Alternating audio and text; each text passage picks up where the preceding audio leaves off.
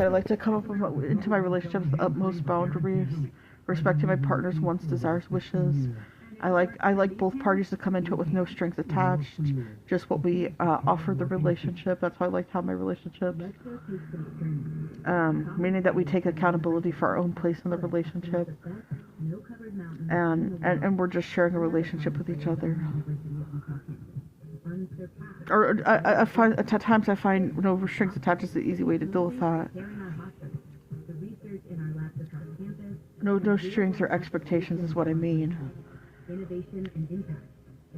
But both parties should, at least contribute to the relationship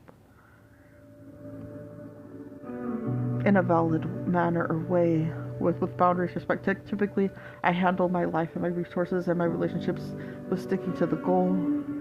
So, if I were to clean and organize something, I'd stick to the goal, putting things in order. Cleaning, I would keep the things that were needed in a household alone, because that's the only, that's the way that I process is the proper way to clean. Like I said, I would have, with my resources, if he didn't have any, I would take care of him, because relationships are more valuable to me than what a person can necessarily bring into them in that kind of sense. So I would if because I get an income every month of my life since I've been an adult on Social Security disability. So for the mental health diagnosis I had, which had to do with suffering and hearing voices at 19 years old, after meeting a guy that lied about being married at the time, finding out he's married, moving forward, trying to still have my own life, seeking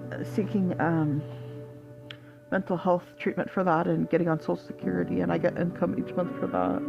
Because I've heard voices and started suffering my family's health, so they're pretty much the only symptoms at those ages that I sought treatment for over the years. It's better to this day.